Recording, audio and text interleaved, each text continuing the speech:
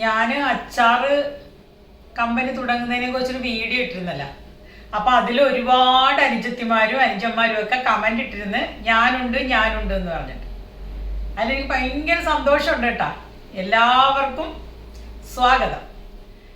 എന്താ കാര്യം എന്നറിയാമോ?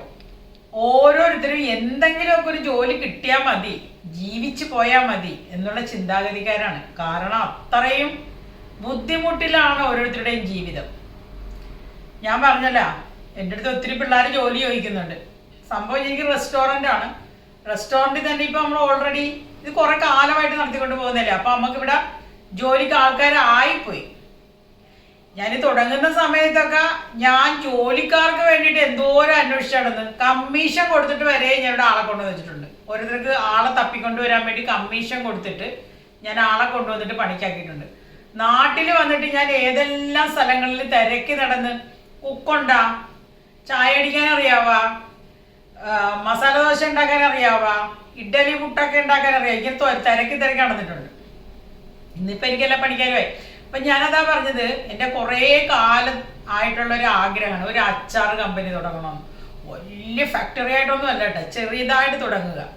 താണനിലത്തെ നീരോടു അവിടെ ദൈവം തുണയുള്ളൂ. അപ്പം നമുക്ക് ചെറുതായിട്ട് നിങ്ങളുടെയൊക്കെ ആ ഒരു ആവേശം ഉണ്ടല്ലോ, ഞാനുണ്ട് ഞാനുണ്ട് എന്ന്.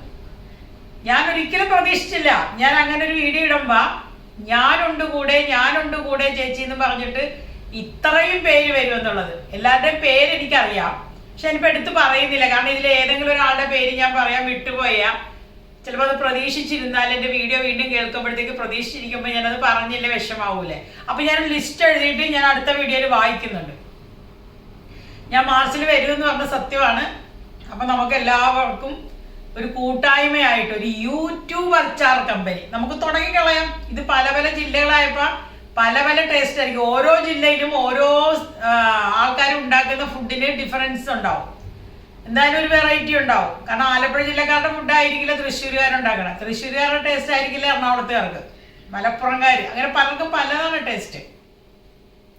അതുകൊണ്ട് തന്നെ ഈ അച്ചാറിനും അതേ ടേസ്റ്റ് കാണുമല്ലോ, ഓരോ ജില്ലക്കാരും ഉണ്ടാക്കുന്നില്ല. അപ്പൊ നമുക്ക് 14 ജില്ലയിൽ നിന്നും ആള് വേണം. 14 ജില്ലയിൽ നിന്നും ആള് എനിക്ക് മെസ്സേജ് അയച്ചിട്ടുണ്ട്. അപ്പൊ നമുക്ക് ഈ ആൾക്കാരെ വെച്ച് ഡിഫറെന്റ് ടേസ്റ്റില് ഡിഫറെന്റ് ആയിട്ടുള്ള അച്ചാറുകൾ ഉണ്ടാക്കി നമുക്ക് യൂട്യൂബിൽ നമ്മുടെ പ്രേക്ഷകർക്ക് തന്നെ വിൽക്കണം. എന്തേ, പിന്നെ എല്ലാരും വാങ്ങുമല്ലോ. നമ്മളെല്ലാരും കൂടി അച്ചാർ ഉണ്ടാക്കി വെച്ചിട്ട് നമുക്ക് പ്രൊമോട്ട് ചെയ്യണം. ഇതൊന്നും ഇല്ലെങ്കിൽ നമുക്ക് യൂസഫലി സാറിനെ പോയി കണ്ടേക്കണം. എന്നിട്ട് പുള്ളിനോട് പറഞ്ഞ പുള്ളി സപ്പോർട്ട് ചെയ്യും നമ്മളെ. നമ്മുടെ അച്ചാറൊക്കെ നമുക്ക് ചെലവാക്കാതെ. ഇപ്പൊ പുച്ഛം തോന്നും, ഇപ്പൊ ചിരി വരും, നെറ്റ് ചുളുക്കും, കെറികോട്ടും.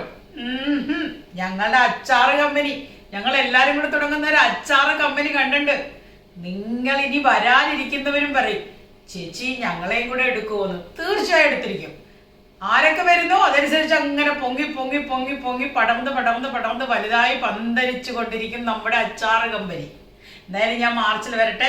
വരുമ്പം എനിക്ക് മെസ്സേജ് അയച്ച എല്ലാവരെയും ഞാൻ ക്ഷണിക്കുന്നതാണ്. നമുക്ക് കണ്ടുമുട്ടാം, നമുക്ക് ഈ സംരംഭം തുടങ്ങാം. നമുക്ക് ഒരേ മനസ്സോടുകൂടി ഒറ്റക്കെട്ടായി നിന്നുകൊണ്ട് നമുക്ക് വിജയിപ്പിച്ചെടുക്കണം നമ്മുടെ യൂട്യൂബ് അച്ചാർ കമ്പനി. Okay, by.